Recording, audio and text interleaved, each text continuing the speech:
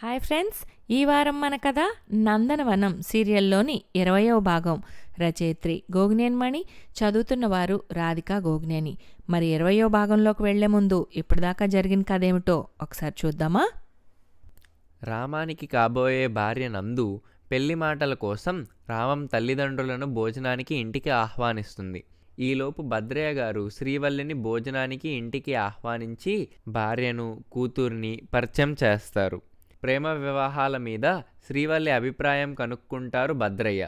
ఆ ఊరిలో పద్మనాభం అనే అతను సుబ్బయ్య గారు ఊరందరికీ కులమతాల భేదం ఉండకూడదని చెబుతూనే సుబ్బయ్య గారు తన కొడుకుకు మాత్రం కులం, గోత్రం, ఆస్తి, అంతస్తు అన్నీ చూసి అమ్మాయిని ఎంపిక చేశాడని నిందలు వేస్తున్నాడని చెబుతాడు భద్రయ్య.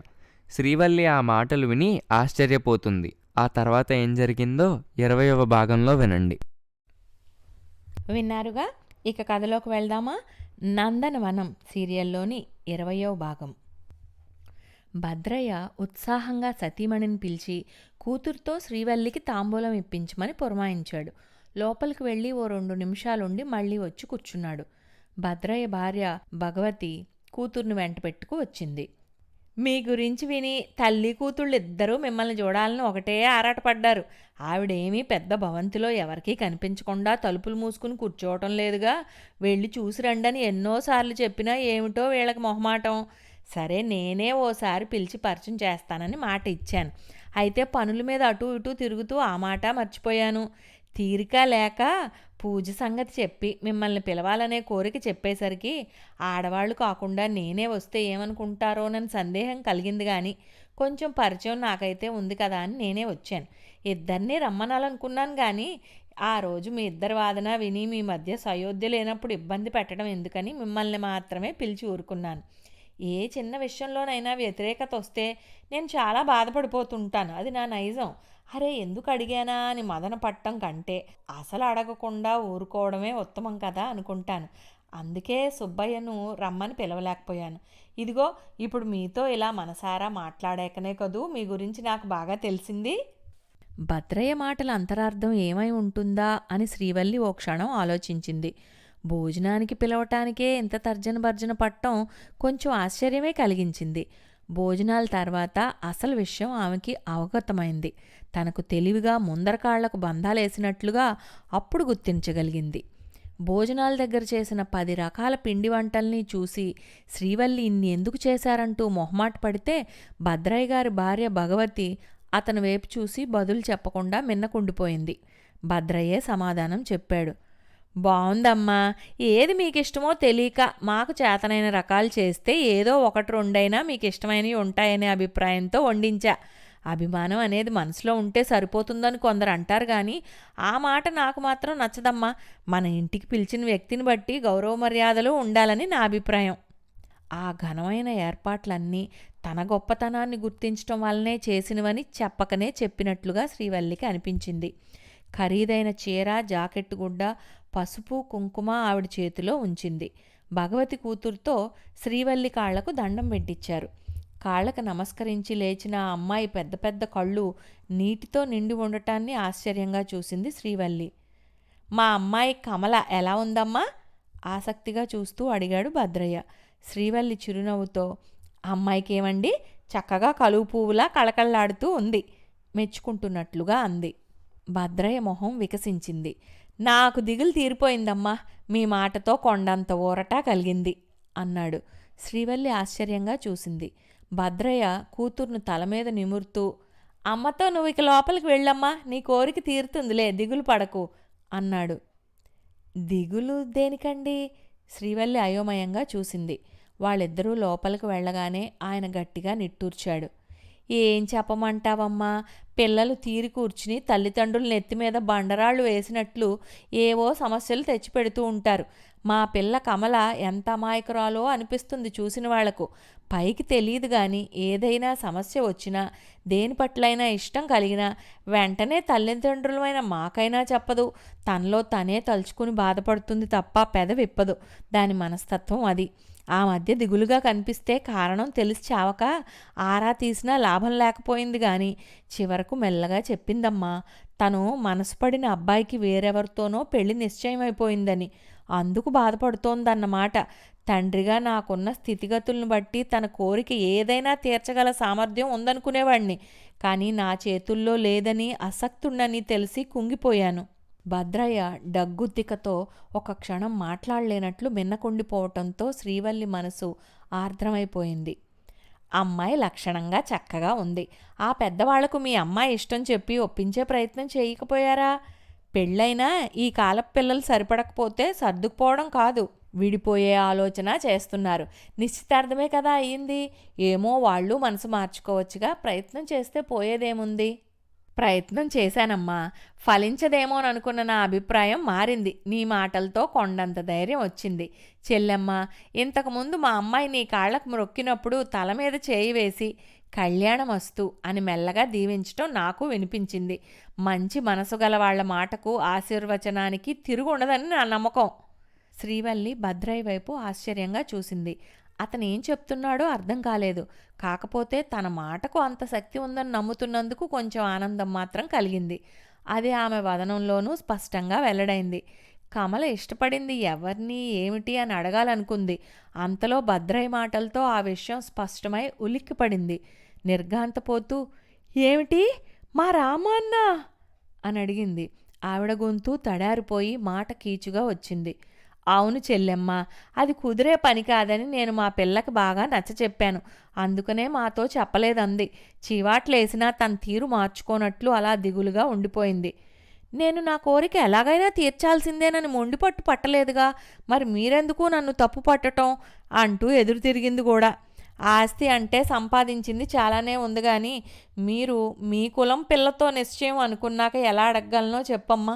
ఆ పైన పద్మనాభం వాళ్ళు కూడా మాటల వరకే కులాల తేడా ఉండకూడదంటారు కానీ వాస్తవంలో అంగీకరించరని అనటంతో నేను సాహసించలేదు. అయితే చెల్లెమ్మ, నువ్వు ఇందాక చెప్పిన మాటల్ని బట్టి అందరూ అనుకునే మాట అదే, తల్లి మాట జవదాటని కొడుకు అనేది నిజమేనని అర్థమైంది. పద్మనాభం ఆలోచించినట్లుగా మీకు కులాల పట్టింపు లేదని నమ్మకము కుదిరింది. మా అమ్మాయి ప్రేమను అర్థం చేసుకుని అంగీకరిస్తావనే ధైర్యము, నిరాశతో ఆత్మహత్యకు సిద్ధపడిన నా కూతురు ప్రాణాలకు మరేం పర్వాలేదనే భరోసా కూడా కలిగాయమ్మా. ఇక నా భారం దిగిపోయింది, మనసు తేలికైంది. మీ రామం నీ మాటను ఎలాగూ కాదనడు. ఇక మా సుబ్బయ్య నీ ఇష్టాన్ని గట్టిగా చెప్తే ఏం చేయలేడు, అంతే కదమ్మా.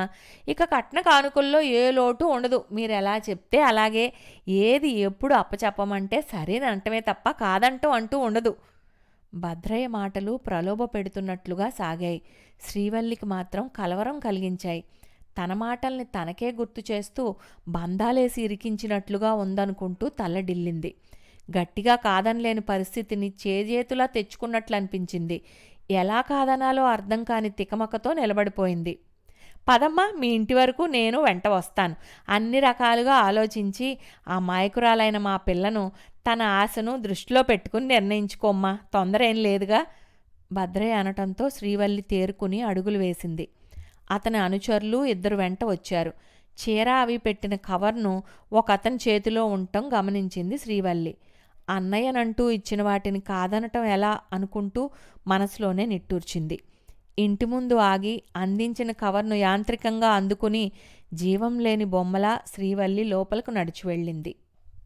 భద్రయ్య గారి ఇంటికి వెళ్ళొచ్చిన దగ్గర నుండి తల్లి అదో మాదిరిగా ఉండటాన్ని చూసిన రామం, ఎందుకమ్మా అలా ఉన్నావు, ఏం జరిగింది అని పదే పదే అడుగుతోంటే శ్రీవల్లి ఒక మాట అడిగింది. నేనేం చేసినా, నీ ఇష్టానికి వ్యతిరేకంగా ఏ నిర్ణయం తీసుకున్నా నువ్వు అంగీకరిస్తావు కదూ అని అడిగింది. ఆ ప్రశ్నకు రామం విస్తుపోయినట్లుగా చూశాడు.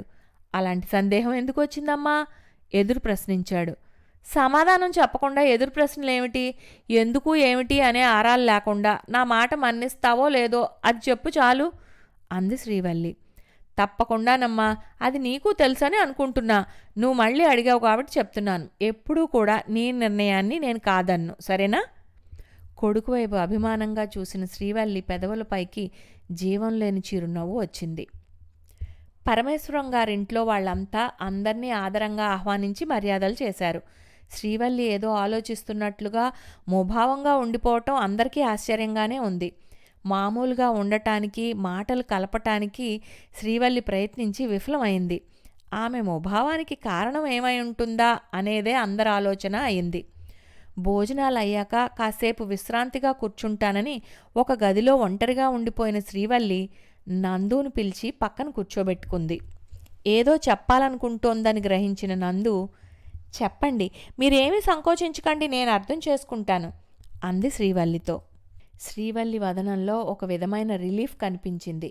మెల్లగా చెప్పింది, ఒకవేళ ముందు అనుకున్నట్లుగా రామంతో నీ పెళ్ళి జరక్కపోతే ఏం చేస్తావమ్మా? ఆ బాధ నుండి తేలిగ్గా బయటపడగలవా? ఒక క్షణం ఆ ప్రశ్నకు బిత్తరపోయిన నందు మరుక్షణమే ఆశ్చర్యం నుండి తేరుకుంది. అంటే మీరు మా ఇంటికి వచ్చినప్పుడు అన్ని విషయాలు ఒక కొలిక్కి వస్తాయని, అమ్మ వాళ్ళతో పాటు నేను ఎదురు చూస్తున్న సంగతి నిజమే అయినా మీరు కాదంటే నేనేం కృంగిపోను, కారణం ఏదో ఉండే ఉంటుందని సరిపెట్టుకుంటాను. మీ అబ్బాయి ఇష్టానికి వ్యతిరేకంగా నిర్ణయం తీసుకున్నారంటేనే ఏదో కారణం బలమైందే ఉండి ఉంటుంది. ఇది రామం మాటలను బట్టి నాకు కలిగిన అభిప్రాయమే. వివాహ బంధంతో మరొకరి ఇంటికి వెళ్ళి ఆనందంగా ఉండాలంటే రామం ఒక్కడిష్టమే ముఖ్యమని నేను అనుకోను. అందరి ఆమోదంతో జరిగే పెళ్లితోనే పూర్తి సంతోషం దక్కుతుంది, మనసుకి ప్రశాంతంగా ఉంటుంది. అయితే నందు ఆశాభంగంతో ఆత్మహత్య లాంటి ఆలోచనలు చేయవుగా? శ్రీవల్లి ప్రశ్నకు ఆశ్చర్యంగా చూసిన నందు అస్సలు అంటూ తల అడ్డంగా ఊపింది. ఒక్క క్షణం స్థిమితం కలిగిన భావం ఏదో శ్రీవల్లిలో కనిపించేసరికి నందుకి ఆశ్చర్యం మరింత పెరిగింది. నాకు అర్థం కాని విషయం ఏమిటంటే, ప్రేమలో విఫలమైతేనో, పెళ్లి కోరుకున్న వాడితో జరక్కపోతేనో ప్రాణాలు వదిలేయాలనే అభిప్రాయానికి కొందరు ఎందుకు వస్తారో మరి. జీవితంలో మనం ఎన్నో కోరుకుంటాం, ఏవేవో సాధించాలని అనుకుంటాం. నెరవేరవచ్చు, కాకపోవచ్చు. నిరుత్సాహం కలగటం సహజమే, కానీ దానివల్ల ప్రయోజనం ఏమీ లేదని అర్థం చేసుకుని ఆ దుస్థితిని జయించగలగాలి. మళ్ళీ ఉత్సాహంగా మన ప్రయత్నాలు మొదలుపెట్టాలి. ఒక మార్గంలో ప్రేమ లభించకపోతే చాలా దారుల్లో అనేక విధాలుగా ప్రేమను పొందవచ్చు. యువతీ యువకుల మధ్య ఏర్పడే ప్రేమ ఒక్కటే జీవితంగా భావించిన వాళ్ళల్లో నేను ఒకదాన్ని. పెళ్లితో మా స్నేహబంధాన్ని ఓ అనుబంధంగా మార్చుకోవాలనుకున్నాం. అలా వీలు కాదని పెద్దవాళ్ళు చెప్తే, ముఖ్యంగా మీరు, రామం ఇష్టానికే ప్రాధాన్యత ఇచ్చే మీరు కాదంటే మీ అభిప్రాయాన్ని ఎందుకు, ఏమిటి అని ప్రశ్నించకుండా గౌరవిస్తాను. పెళ్లి కాకపోయినా మా మధ్య ఏర్పడిన స్నేహం అలాగే ఉంటుంది. మేం మా హద్దుల్ని అతిక్రమించకుండానే ప్రారంభించిన ప్రాజెక్టు పని పూర్తి చేస్తాం. ఆ తర్వాత మాత్రమే తిరిగి చదువును కొనసాగించటమా లేక ఇంకో వ్యాపారం ఏదైనానా అనే ఆలోచన చేస్తాను. స్థిరంగా చెప్పిన నందు చేతిని అందుకుని ఆప్యాయంగా నిమిరి ప్రశంసాపూర్వకంగా చూసింది శ్రీవల్లి. ఎప్పుడు వచ్చాడో గాని గుమ్మం దగ్గరే నిలబడి ఉన్న రామం, ఇందుకేనా అమ్మా నువ్వు అదోలా దిగులుగా ఉన్నావు? ఈ మాట ముందుగా నాతోనో నాన్నతోనో చెప్పకుండా లోలోను కుమిలిపోవటం దేనికమ్మా అనటంతో ఇద్దరూ ఉలిక్కిపడి వెనక్కి తిరిగి చూశారు. శ్రీవల్లి ఆశ్చర్యం నుండి తేరుకుని తను ప్రత్యేకంగా కొడుక్కి చెప్పాల్సిన పని తప్పిందనుకుంటూ నిట్టూర్చింది. దగ్గరికి రమ్మన్నట్లు చేయి చూపింది. రామం చటుక్కును వచ్చి ఆమె పక్కనే కూర్చుని భుజంపై తలవాల్చాడు. శ్రీవల్లికి కళ్ళ నిండా కన్నీళ్లు పొంగి వచ్చాయి. క్రిందకు జారకుండా నిగ్రహించుకుంది. ఇద్దరినీ చేతులతో పొదివి పట్టుకున్నట్లుగా దగ్గరికి తీసుకుంది. ఇక అప్పుడు మాత్రం నిగ్రహంతో ఆపిన కన్నీళ్లు చెంపల మీదుగా జారిపడ్డాయి. రామం తల్లి కళ్ళు రుమాల్తో తుడిచి, నువ్వు దేనికి బాధపడకూడదమ్మా. నువ్వేం చెప్పినా మేము ఆనందంగా ఆచరించేవాళ్ళమే గాని ఎప్పుడూ వ్యతిరేకించాం. నువ్వు నాకంటే ఎక్కువగా నా గురించి ఆలోచిస్తావు. నా ఇష్టాలు, అభిరుచులు అన్నీ తెలిసిందానివి. నీ మాటల్ని శిరసావహించటంలో నా గొప్పతనం ఏమీ లేదు. నీ ప్రేమాభిమానాల పట్ల, సామర్థ్యం పట్ల నాకున్న నమ్మకం ఇది, అంతే అన్నాడు. శ్రీవల్లికి మళ్ళీ దుఃఖం వచ్చింది. అదుపు చేసుకోగలిగింది. నువ్వంటే నా గురించి తెలిసిన వాడివి, నా పెంపకంలో రూపుదిద్దుకున్నవాడివి. కానీ నందు కూడా నా మాటను గౌరవించటం చాలా గొప్పగా అనిపిస్తోంది. శ్రీవల్లి మాటలకు నందు చిరునవ్వు నవ్వింది. అంటే మీరు నన్ను గొప్పగా నా తెలివితేటలను మెచ్చుకుంటున్నారనిపిస్తోంది. రామం అన్నేళ్ల మీ పెంపకంలో మీ గురించి తెలుసుకున్నదంతా నేను మరి ఈ కొద్ది కాలంలోనే గ్రహించగలిగాను కదా. ఇద్దరూ నందు వైపు అభిమానంగా చూశారు. పదండి, ఇక్కడ మనం ముగ్గురమే కూర్చుని మాట్లాడుకుంటున్నాం, అక్కడ అందరూ ఉన్నారుగా, ఇక మేము బయలుదేరే సమయం కూడా అవుతోంది అంటూ శ్రీవల్లి లేచి నిలబడింది. ఏదో చెప్పాలనుకుంటున్నట్లుగా సంశయంతో మీ వాళ్ళకి ఏమని అంటూ నసిగిన శ్రీవల్లితో నందు, మీరేం ఆ విషయం గురించి ఆందోళన పడకండి, వాళ్ళకి నేను చెప్తాగా అంది.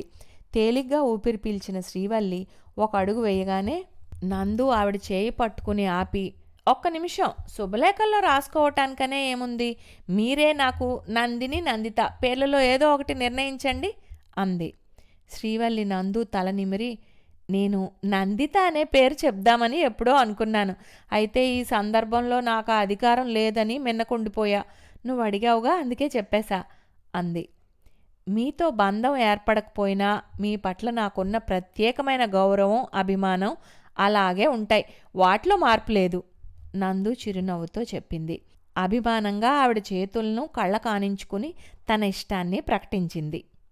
ఇంతటితో 20వ భాగం సమాప్తం. వచ్చే వారం 21వ భాగంతో కలుద్దాం.